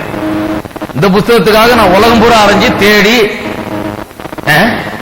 இது எவ்வளவு காசு கொடுத்தாலும் நான் வாங்கிக்கிறேன்ற மாதிரி அலைஞ்சு கடைசியில கண்டுபிடிச்சு எடுத்து பாக்குறேன், இது அங்கேயே சும்மா கிடக்குது. எனக்கே கொடுத்துட்டாங்கன்னா நல்லா இருக்கும். அப்புறம் போய் அது யாரு எழுதுனது, எங்க கண்டுபிடிச்சு, எங்க பப்ளிஷ் பண்றாங்கன்னு சொல்லி போய் விலை கொடுத்து நான் வாங்கினேன். இப்படி பாருங்க, சத்தியத்துக்கான தாகம், வாஞ்சை அது இருக்கணும். இன்னைக்கு அதை அறியக்கூடிய வாய்ப்பு ஜனங்களுக்கு இல்லாமல் இருக்கிறபடினால்தான் இந்த உலகம், கிறிஸ்தவ உலகம் இன்றைக்கு எப்படி இருக்குது. கிறிஸ்தவ உலகம் வெறும் ஆவுன்னு கூச்சல்ல இருக்குது. எதுக்கு எடுத்தாலும் 4 அல்லேலூயா, 4 ஸ்தோத்திரம், 4 ஆமென் சொன்னா எல்லாம் முடிஞ்சிருச்சு. அவ்வளவுதான், வேற எதுவுமே தேவையில்லை. எல்லாத்தையும் 4 அல்லேலூயால முடிச்சிருவாங்க, எல்லாத்தையும் 4 ஆமென்ல முடிக்கிற உலகமா இருக்குது. ஆனா சத்திய வசனத்துக்கு நாம் இடம் கொடுக்கலன்னா நாம் கர்த்தரையே கனம் பண்ணவில்லை. என்னை கனம் பண்ணுகிறவரை கர்த்தரை கனம் பண்ணுகிறவர் கர்த்தர் கனம் பண்ணுகிறார். கர்த்தர் எப்படி கனம் பண்றது? சத்திய வசனத்தை நாம் கனம் பண்ண வேண்டும். அப்பொழுதுதான் கர்த்தர் கனம் பண்ணுகிறார். சரி, இந்த நெகட்டிவ்ல முதல் காரியத்தை சொல்லிட்டேன். முதல் காரியம் என்ன? அதுதான் ஒப்பு விடாமல் இருக்கணும். சரீரத்தை அவயவமாக, நம்முடைய அவயவங்களை அநீதியின் ஆயுதங்களாக பாவத்துக்கு ஒப்பு கொடுக்காமல் இருக்க வேண்டும் என்று சொல்லி ஒரு நெகட்டிவ் விதத்தில் சொல்றார். இதை செய்யாத சொல்றார். இன்னொரு காரியத்தை நோட் பண்ண வேண்டும். அடுத்த பாசிட்டிவா சொல்ல ஆரம்பிக்கும் போது ஒரு காரியத்தை சொல்றாரு. அதை நாம் படிப்போம். 13ஆம் வசனத்துல, நீங்கள் உங்கள் அவயவங்களை அநீதியின் ஆயுதங்களாக பாவத்துக்கு ஒப்பு விடாமல் உங்களை மரித்தோரிலிருந்து பிழைத்திருக்கிறவர்களாக தேவனுக்கு ஒப்பு கொடுத்து, உங்களை தேவனுக்கு ஒப்பு கொடுத்து, yield yourselves unto God, yourselves, உங்களை, இது உங்க அவயவங்களை சொல்லல, பெரிய வித்தியாசம் இருக்கு பாருங்க. உங்கள் அவயவங்களை அநீதியின் ஆயுதங்களாக பாவத்துக்கு ஒப்பு கொடுக்காமல் முதல்ல சொல்லிட்டு இப்ப அவயவங்களை குறித்து பேசவில்லை. நல்லா கவனிங்க, பெரிய வித்தியாசம், ஒரு சேஞ்ச் வருதுங்க இந்த வசனத்துல நடுவுல. அவயவங்களை குறித்து பேசிட்டு இப்ப நம்ம குறித்து பேசுறாரு. நான் சொன்னேன் இல்லையா முதல்ல, நான் வேற, அவயவங்கள் வேற. அவயவங்களை குறித்து பேசிவிட்டு இப்பொழுது யாரை குறித்து பேசுறாரு? என்ன குறித்து பேசுறாரு? நான் யாரு? நான் உள்ளாக இருக்கக்கூடிய இந்த உள்ளான மனிதன். அதை குறித்து பேசும்போது என்ன சொல்றாரு? உங்களை மரித்தோரிலிருந்து பிழைத்திருக்கிறவர்களாக தேவனுக்கு ஒப்பு கொடுத்து, உங்களை ஒப்பு கொடுத்து. இது ஒரு அவிசுவாசி செய்ய முடியாது. ஒப்பு கொடுத்துனா என்ன? மறுபடியும் சொல்றேன், டு பிரசன்ட் பிஃபோர் காட், அல்லது தேவனுக்கு முன்பாக கொண்டு போய் நிறுத்துறது, டு மேக் அவைலபிள். ஆண்டவரே நான் ரெடி, என்னுடைய அவயவங்களை உபயோகப்படுத்தும் சொல்லி ஆண்டவருக்கு முன்னால போய் நிக்கிறது. அது அவிசுவாசி செய்ய முடியாது. முதல்ல ரட்சிக்கப்படணும், அப்புறம் தான் போய் தேவனுக்கு முன்னால ஆண்டவரே இதை நான் நீதியை நடப்பிக்கும்படியாக, பரிசுத்தமானதை செய்யும்படியாக ஒப்பு கொடுக்கிறேன்னு சொல்லி செய்ய முடியும். நீங்கள் உங்களை ஒப்பு கொடுத்து என்று சொல்லப்பட்டிருக்கிறது. உங்களை ஒப்பு கொடுத்து, உங்கள் அவயவங்களை பற்றி பேசல, இப்போ உங்களை ஒப்பு கொடுக்கணும். உங்களை ஒப்பு கொடுத்துன்னு சொன்னா அதுல ஒரு காரியம் திட்டவட்டமாக விளங்குகிறது. உங்களை ஒப்பு கொடுத்து என்று சொல்லும் போது நம்முடைய உள்ளான மனிதனை குறித்து இங்க பேசப்படுகிறது. நம்மை குறித்து, நம்முடைய அவயவங்களை குறித்து அல்ல, நம்மை குறித்து இங்க சொல்லப்பட்டிருக்கிறது. என்ன அர்த்தத்தில் சொல்லப்பட்டிருக்கிறது? ஒப்பு கொடுத்து என்று சொன்னால் என்ன அர்த்தத்தில் என்று சொன்னால், நாம் உள்ளான மனிதன் இனி பாவம் செய்ய முடியாது. பாவத்துக்கும் உள்ளான மனிதனுக்கு சம்பந்தம் கிடையாது. நமக்கும் பாவத்துக்கும் சம்பந்தம் கிடையாது. துண்டிக்கப்பட்டிருக்கிறோம், அதிலிருந்து விலக்கி மீட்டுக் கொள்ளப்பட்டிருக்கிறோம். அதனுடைய ராஜ்யத்திலிருந்து விடுதலை ஆக்கி இன்னொரு ராஜ்யத்துக்கு வந்திருக்கிறோம். பாவத்துக்கு மரித்தோம், பாவத்துக்காக அவர் மரித்தார். நாம் பாவத்துக்கு மரித்தோம் சொன்னா பாவத்திலிருந்து கட் ஆஃப் பண்ணிட்டாரு, அவ்வளவுதான். பாவத்திலிருந்து துண்டிக்கப்பட்டோம், அதான் பாவத்துக்கு மரித்தது. அப்படி மரித்திருக்கிறோம். ஆகையால இனிமே நாம் உள்ளான மனிதன்ல பாவம் செய்யறதில்லை, இந்த வெளியான மனிதன்ல தான் நாம் பாவம் செய்கிறோம் என்பது இங்கே திட்டவட்டமாக விளங்குகிறது. உள்ளான மனிதனை தேவனுக்கு நாம் ஒப்பு கொடுக்கிறோம், தேவனுக்கு ஒப்பு கொடுக்க முடியும்.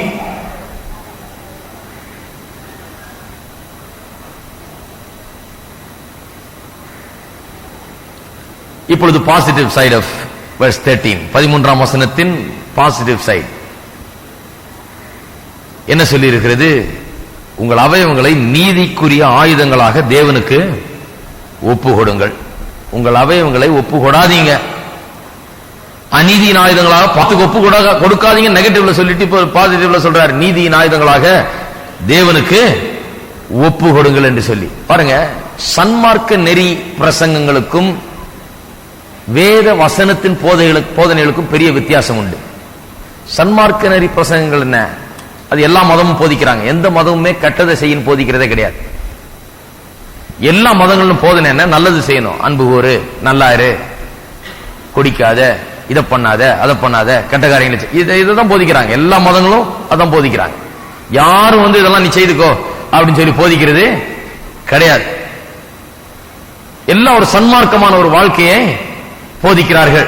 ஆனா அதுக்கும் ஒழுக்க நெறியோட வாழ்வதற்கும் பரிசுத்தத்துக்கும் பெரிய வித்தியாசம் இருக்குது. வேத வசனம் ஒழுக்க நெறின்றது பரிசுத்தத்தை விட பல கிரேடு குறைவு. ஒழுக்க நெறின்றது நல்லா புரிஞ்சுங்க. இன்னைக்கு நிறைய மனுஷர்கள் ரட்சிக்கப்படாமே நல்ல ஒழுக்க நெறியோடு இருக்கிறாங்க. நிறைய கிறிஸ்தவங்களை விட தேவலாம் இருக்கீங்களா?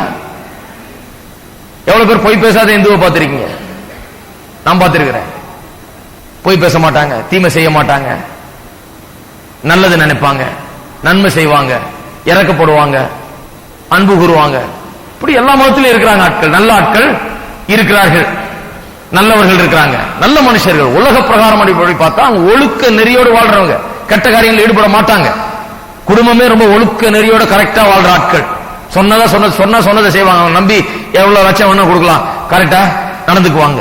அப்பேற்பட்ட ஆட்கள் உலகத்தில் இருக்கிறாங்க. ஒழுக்க நெறி அது. ஆனா அந்த ஒழுக்க நெறிக்கும் வேத வசனம் போதிக்கிற பரிசுத்தத்துக்கும் பெரிய வித்தியாசம் இருக்கிறது. ஒழுக்க நெறி என்ன?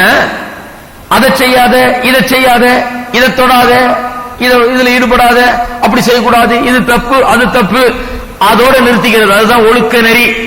ஒழுக்க நெறி morality and moral teachings primarily consist of the negative side of holiness and not the positive side. ஒழுக்க நெறி போதனைகள்ல வெறும் இந்த நெகட்டிவ் சைடு தான் அதிகமா இருக்கும், பாசிட்டிவ்ல அவ்வளவு இருக்காது. ஏன்னா அவங்களுக்குள்ள பாவம் என்ன இருக்குது? அவங்க இதை செய்யாம இருந்தாலே பெரிய தலை தப்புனது போதும் இருக்கிறாங்க. அப்பா என் வாழ்நாள்ல ஒரு கொலை செய்யாம இருந்துட்டாங்க அப்படி இருக்காங்க. அவங்க ரொம்ப அடக்கிக்கிட்டு, தங்களை ரொம்ப கட்டுப்படுத்திக்கிட்டு, ரொம்ப கட்டுப்பாடோட வாழ்ந்துகிட்டு, எப்படியாவது நான் போச்சா போதும், ஏதாவது தப்பு பண்ணிடக்கூடாது அப்படின்னு சொல்லி நெகட்டிவ் சைடு, இதை செய்யாம இருந்தா போதும்ன்றதுதான் அவங்களுடைய அப்ரோச். ஆனா வேத வசனத்தில் சொல்லப்பட்டிருக்கிற பரிசுத்தம் அதை விட மேல உயர்ந்தது. இதுல நெகட்டிவ் சைடு ஒரு பாதி தான், பாசிட்டிவ் சைடு இன்னொரு முழு பாதி இருக்கிறது. அந்த பாசிட்டிவ் சைடு என்ன? a positive act.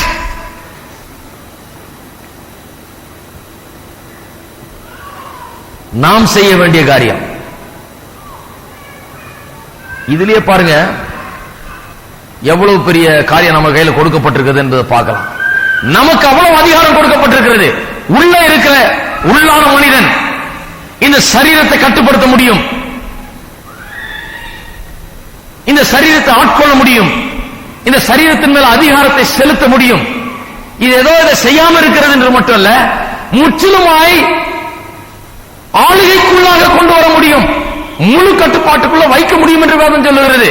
உங்கள் அவயவங்களை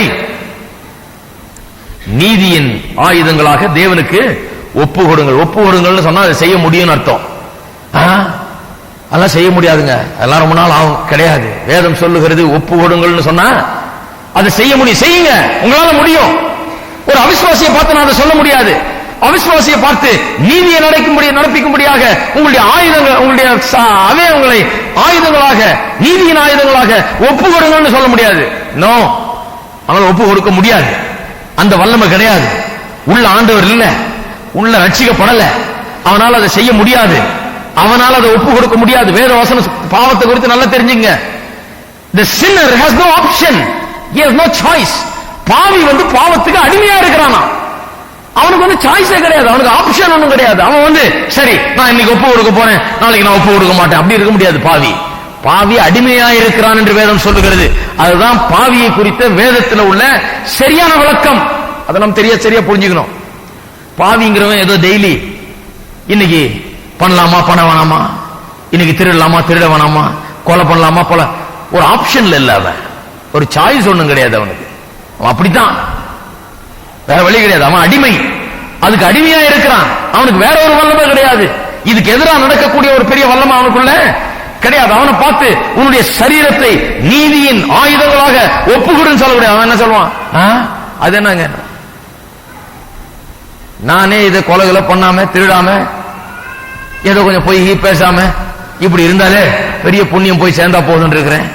நீங்க நீதியின் ஆயுதங்களாக ஒப்பு கொடுன்றீங்க, அது என்னதுமா? அது விசுவாசிக்கு மட்டும்தான். நீதியின் ஆயுதங்களாக ஒப்பு கொடுங்கள் என்பது அவிசுவாசி செய்ய முடியாத ஒன்று. ஆகையால் சன்மார்க்க ஒழுக்க நெறியில் வாழ்கிறவர்கள், மாரல் டீச்சிங்ஸ் கொடுக்கிறவர்கள், மொராலிட்டியில வாழ்கிறவர்களால இது செய்ய முடியாது. நாம் பிரசங்கிக்கிற பரிசுத்தம் அதை விட பல மடங்கு உயர்ந்தது. நாம் என்ன சொல்றோம்? சரீரங்களை நீதியின் ஆயுதங்களாக பரிசுத்தமானதை நடப்பிக்கும்படியாக ஒப்பு கொடுங்கள். அப்படின்னா it speaks of our ability. நமக்கு என்ன முடியும் என்பதை அது சொல்லுகிறது. நமக்கு என்ன வல்லமை இருக்குது, நமக்குள்ள என்ன இருக்குது என்பதை குறித்து அது பேசுகிறது. என்னால முடியும், சரீரத்தின் அவைகளை ஒப்பு கொடுக்க முடியும், நீதியின் ஆயுதங்களாக ஒப்பு கொடுக்க முடியும் என்று வேதவசனம் எனக்கு சொல்லுகிறது. பாருங்க, 2 கொரிந்தியர் வாசிப்போம் சில வசனங்கள். 2 கொரிந்தியர்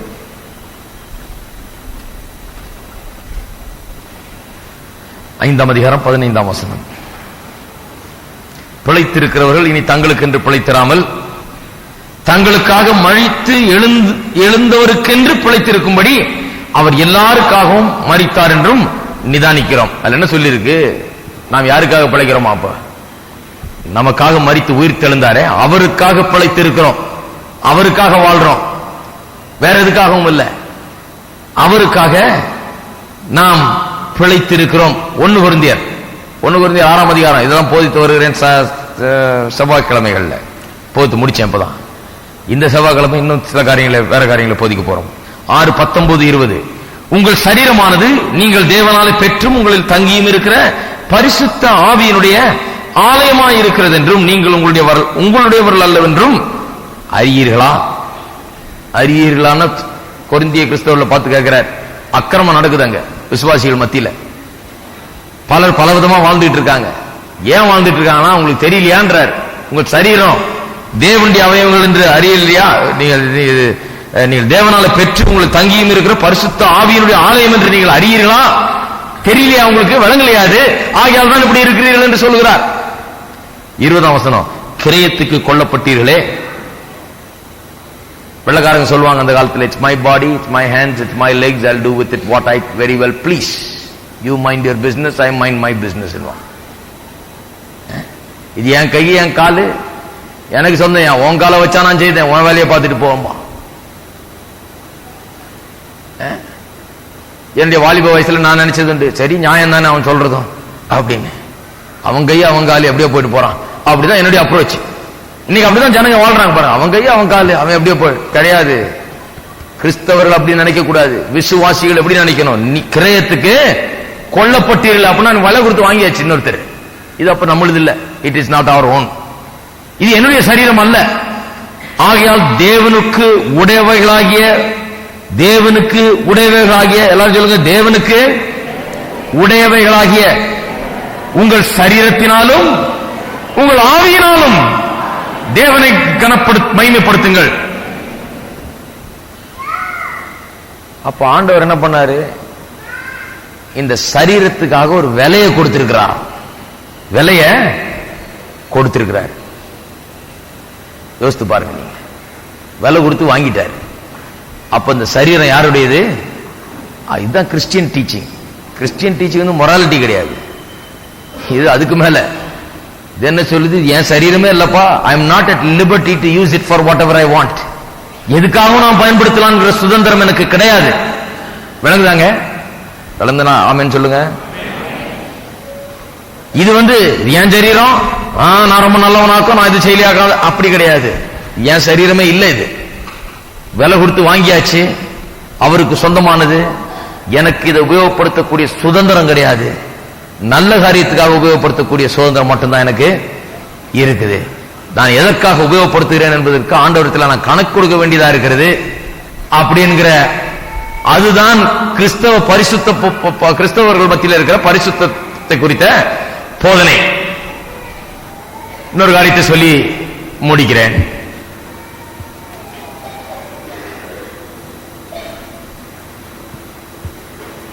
இன்னொரு வசனம் வாசிப்போம். மத்தேயு 16:24. அப்பொழுது இயேசு தம்முடைய சீஷர்களை நோக்கி, ஒருவன் என்னை பின்பற்றி வர விரும்பினால் அவன் தன்னைத்தான் வெறுத்து தன் சிலுவையை எடுத்துக்கொண்டு என்னை பின்பற்ற கடவன். தன்னைத்தான் வெறுத்து தன் சிலுவையை எடுத்துக்கொண்டு என்னை பின்பற்ற கடவன். சிலுவையை எடுத்துக்கொண்டு சொன்னா சிலர் நினைச்சிட்டு இருக்காங்க, சிலுவை என்னத்தையோ கழுத்து எழுத்துல போட்டுக்கிட்டு நம்ம வாழ்நாள் போல தெரிஞ்சிட்டு இருக்கணும். கிடையாது. சிலுவையை எடுத்துக்கொண்டு சொன்னா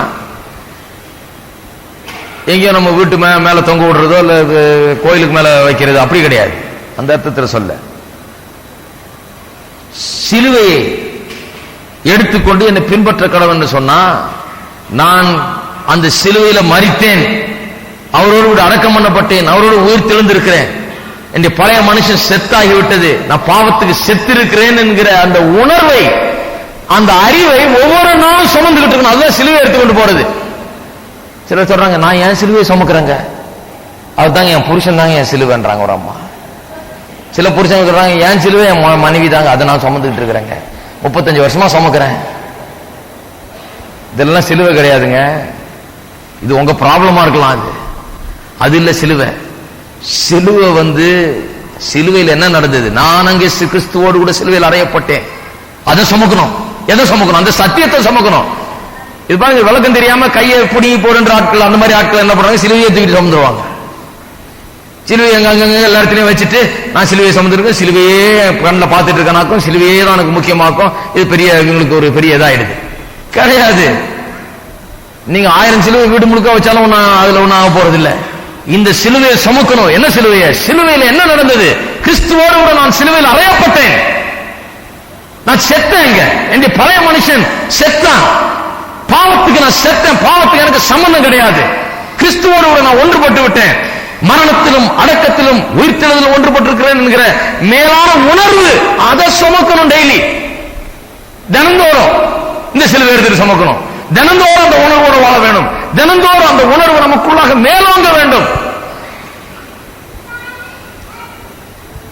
இதை விட்டுட்டு நான் சில நேரத்தில் அமெரிக்காலாம் பார்த்துருக்கிறேன். அவங்க சொல்லுவாங்க,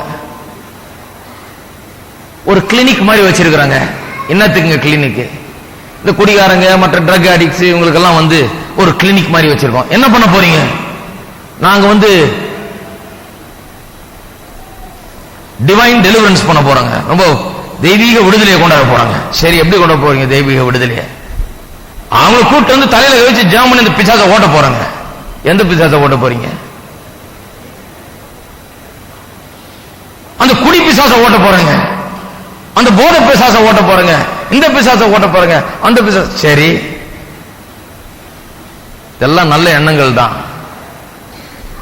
ஒரு மனுஷன் பாவத்துக்கு அடிமையா இருக்கும் போது அதெல்லாம் செய்யறான். முதலாவது அவனுக்கு ரட்சிப்பு தேவை, அது முதல்ல கொடுக்கணும்.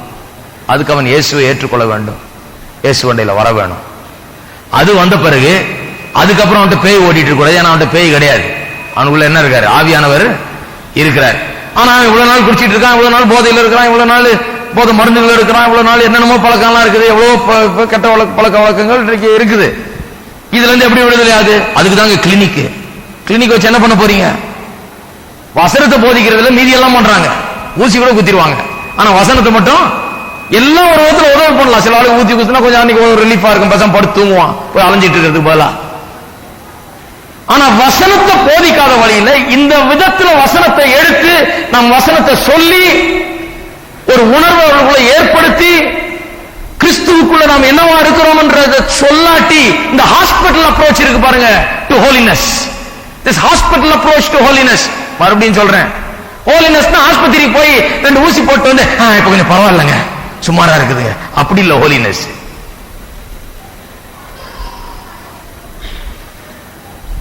இந்த ஹாஸ்பிட்டல் அப்ரோச்சை விட்டுட்டு மிலிட்டரி அப்ரோச்சுக்கு வரணும். பரிசுத்தமானா எங்க ஆஸ்பத்திரியில போய் 2 நாள் அட்மிட் ஆகி கொஞ்சம் பரவாயில்லைங்க, வெயின்ஸ் எல்லாம் இதெல்லாம் ஏத்துனாங்க, நல்லா ஏத்திருக்கிறாங்க, இப்ப கொஞ்சம் போய் வந்ததுல இருந்து கொஞ்சம் நல்லா தெளிவா இருக்குது, நல்ல தெம்பா இருக்குது. அப்படித்தான் எங்களுக்கெல்லாம் அந்த ஹாஸ்பிட்டல் அப்ரோச் தான். அந்த காலத்துல போன ஒரு காஸ்பல் மீட்டிங்ல டக்கு புக்குன்னு கையை வச்சாங்க, பிசாசுன்னாங்க, போன மாதிரி இருந்தது. வந்தோம், பரவாயில்ல, நான் இன்னில இருந்து ரொம்ப கரெக்ட் ஆயிட்டேன். திருப்பி அதே பிசாசு தான் இருக்குது. நல்லா கவனிங்க. இந்த ஹாஸ்பிட்டல் அப்ரோச்சை விட்டுட்டு எல்லாம் கிளினிக்கு வாங்க, ஆஸ்பத்திரிக்கு வாங்க, 2 நாள் அட்மிட் ஆங்க, நான் 4 நாள் இது மீட்டிங் வச்சிருக்கேன், இதுல வந்தா சரியா போயிடும், அப்படி கிடையாது. ரட்சிக்கப்படலாம் மீட்டிங்ல வந்து. ஜனங்களுடைய விடுதலைக்காக பிசாசு பிடிச்சிருந்தா ஜெபம் பண்ணலாம். சிலருக்கு பிசாசன் ஆவிகள் அவர்கள் இது மாதிரி வழியில் நடத்துது, அதெல்லாம் கடிந்து கொண்டு அதெல்லாம் அப்புறப்படுத்தலாம், அதெல்லாம் செய்யலாம், விடுதலை எல்லாம் உண்டாக்கலாம். அதுக்கப்புறம் கர்த்தருடைய வார்த்தையை தரலனா ஒண்ணுமே நடக்காது. அதுக்கப்புறம் கர்த்தருடைய வார்த்தையை போதிக்கலன்னா கிறிஸ்துவுக்குள்ள அவங்க யாருங்கிறத போதித்து பாவத்துக்கு அவங்களுக்கு சம்பந்தம் இல்லை என்பதை எடுத்து காண்பித்து ஆவியானவர் அவர்களை அது உணர்த்தி அவங்க அதை அறிஞ்சு பாவத்துக்கு நோன் சொல்ற வரைக்கும் பாவத்திலிருந்து உண்மையா விடுதலை கிடையாது. அதான் மிலிட்டரி அப்ரோச். மிலிட்டரி அப்ரோச் என்ன? ஒரு டெய்லி சார்ஜென்ட் இருந்துட்டு, சார்ஜென்ட் மாதிரி உள்ளான மனுஷன் இருக்கணும், மேஜர் மாதிரி லெப்ட் ரைட்னு போட சொல்றாங்க. சின்ன பையனா இருக்கும்போது ஊருக்கு போயிருந்தோம், ஒரு போலீஸ் காம்பவுண்டுக்கு பின்னால வீட்டு தங்கி இருந்தோம். காலையில எழுந்திரிச்சோன்னா 5 மணிக்கெல்லாம் லெப்ட் ரைட் நடக்கும். அங்க யாராவது ஒருத்தன் லேட்டா வந்துட்டான்னா அவன் சுத்தி சுத்தி ஓடிட்டு இருக்கணும். ஆளு பாவம், ஆளை வச்சு ஒரு வழி ஆக்கிடுறாங்க. தண்டனை அந்த மாதிரி தண்டனை, இது பெரிய வேடிக்கை பார்த்துக்கிட்டே இருப்போம் நாங்க காலையில எழுந்திரிச்சா. இந்த மாதிரி மிலிட்டரி மாதிரி இருக்கணும். என்ன பண்ண, காலையில எழுந்திரிச்சாலும் உள்ளான மனிதன், தேவனுடைய ஆவியினால் நிரப்பப்பட்டிருக்கிற மனுஷன், சத்தியத்தின் அறிவினால் நிரப்பப்பட்டிருக்க மனுஷன், இந்த பாடியை லெப்ட் ரைட் போட வைக்கணும் காலையில இருந்து. இதுதான் செய்யணும், இதை செய்யக்கூடாது. லெப்ட்னா லெப்ட், ரைட்னா ரைட், அவ்வளவுதான்.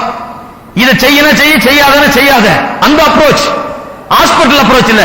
பிரதர் போன பிரதர் ஜாம் பண்ணாங்க பிரதர், நாளைக்கு கூட வர சொல்லிருக்காங்க, 7 சனிக்கிழமை வர சொல்லி இருக்கிறாங்க, 7 செவ்வாய்க்கிழமை. இந்த அப்ரோச் எல்லாம் சரி கிடையாது. Daily approach, military approach. மிலிட்டரியில ஜாயின் பண்ணிடணும், பேசாம ஜாயின் பண்ணி காலையில எந்திரிச்சு ஷூ மாட்டிட்டு ரெடியா இருக்கணும். இன்னைக்கு என்ன ஆர்டர்? உள்ளான மனுஷன் ஆர்டர் கொடுக்கறான், நல்லதை மட்டும் செய்ய, நல்லதை மட்டும் நினை, நல்லதை மட்டும் நாடு, இதைத்தான் செய்யணும், இதை செய்யக்கூடாது. இப்படி இந்த மிலிட்டரி மாதிரி வாழ்ந்தாதான் பரிசுத்தமா ஒழிய ஹாஸ்பிட்டல் மாதிரி வாழ்ந்தீங்கன்னா ஆஸ்பத்திரிக்கு போயிட்டு வந்துட்டே இருக்க வேண்டியதுதான். இருக்கீங்களா? சபை ஆஸ்பத்திரி இல்லைங்க, சபை மிலிட்டரி கேம்ப். இங்க ஆஸ்பத்திரி இல்ல.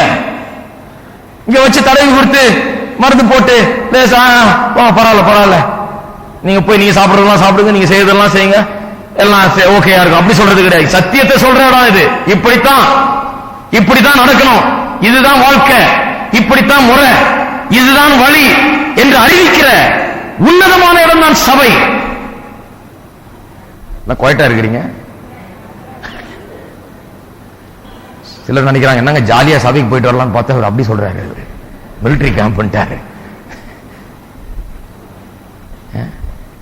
அதுதான் சபை. சத்திய வசனத்தை கேட்கும் போது அதனுடைய ஆர்டர்ஸ்க்கு நம்ம மார்ச் பண்ணும்போது நம்முடைய வாழ்க்கையே மாறிவிடுகிறது. எல்லாரும் எழுந்து நிற்போம்.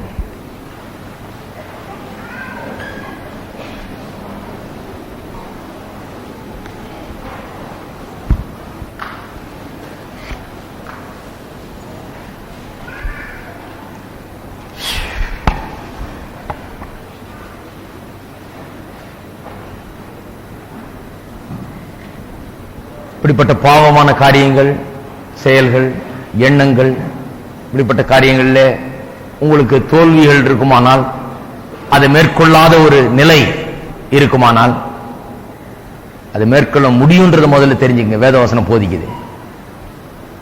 அதை குறித்து ஒரு தீர்மானத்தை எடுங்க. இந்த சத்தியத்தை தினந்தோறும் அமுல்படுத்துங்கள். சரீரத்தை நீதியின் அவயவங்களாக ஒப்பு கொடுங்கள், அநீதியின் அவயவங்களாக ஆயுதங்களாக ஒப்பு கொடுக்காதீர்கள். தினந்தோறும் செய்ய வேண்டியது, நீங்க செய்ய வேண்டியது. எங்கேயோ இடத்துல போய் எங்கேயோ ஜெபம் பண்ணி ஒப்பு கொடுத்துட்டு வந்தா முடிஞ்சிடாது. தினந்தோறும் நீங்க செய்யணும். நீங்க ஒப்பு கொடுக்க கூடாது அநீதியின் ஆயுதங்களாக, நீங்க ஒப்பு கொடுக்கணும் நீதியின் ஆயுதங்களாக. நீங்க செய்ய வேண்டிய ஒன்று. தினந்தோறும் எல்லாரும் கைகளை உயர்த்தி கர்த்தருடைய சத்தியத்துக்காக நாம் கர்த்தரை ஸ்தோத்திரிப்போம். சத்தியத்தின் மழை நமக்கு பொழிந்திருக்கிறது. கர்த்தர் பொழிந்திருக்கிறார். ஆவியானவர் நம்முடைய உள்ளங்கள் சத்தியத்தால் நிறைந்து இருக்கிறது. பாக்கியவான்கள் நாம், பாக்கியவான்கள். ஹல்லேலூயா. ஓ உமக்கு ஸ்தோத்திரம் கர்த்தாவே. ஸ்தோத்திரம் ஸ்தோத்திரம் ஸ்தோத்திரம் ஸ்தோத்திரம் தேவனே, உமக்கு ஸ்தோத்திரம். ஸ்தோத்திரம் கர்த்தாவே, உமக்கு ஸ்தோத்திரம். ஸ்தோத்திரம் ஸ்தோத்திரம் கர்த்தாவே. ஸ்தோத்திரம் தேவனே, ஸ்தோத்திரம் தேவனே, உமக்கு ஸ்தோத்திரம். ஸ்தோத்திரம் ஸ்தோத்திரம் ஸ்தோத்திரம். ஓ நன்றி செலுத்துகிறோம் தேவனே, உமக்கு நன்றி செலுத்துகிறோம். நல்ல தேவனே துதிக்கிறோம், நன்றி செலுத்துகிறோம். சத்தியத்துக்காக உமக்கு ஸ்தோத்திரம், சத்தியத்தின் வெளிச்சத்துக்காக உமக்கு ஸ்தோத்திரம். ஸ்தோத்திரம் ஸ்தோத்திரம் தேவனே, ஸ்தோத்திரம் ஸ்தோத்திரம். இன்றைக்கு இப்படி போதித்ததுனால பாவத்தை மேற்கொள்ள விரும்புகிறவங்களாம் வந்து ஒப்பு கொடுங்கன்னு சொல்ல போறதில்லை. நீங்க தினந்தோறும் அப்படி நீதியின் அவயவங்களாக ஆயுதங்களாக ஒப்பு கொடுங்கன்னு சொல்ல போறேன். தினந்தோறும் பாவம் செய்கிறதுக்கு அநீதியின் ஆயுதங்களாக ஒப்பு கொடுக்காதீர்கள் சொல்ல போறேன். அதை நீங்க செய்யணும். ஒவ்வொரு நாளும் நானும் செய்யணும், நீங்களும் செய்யணும், எல்லாரும் செய்யணும். அதுதான் பரிசுத்தத்தின் வழி, அதுதான் புதிய ஏற்பாட்டு போதனை. பரிசுத்தத்தை குறித்து ஜெபிப்போம்.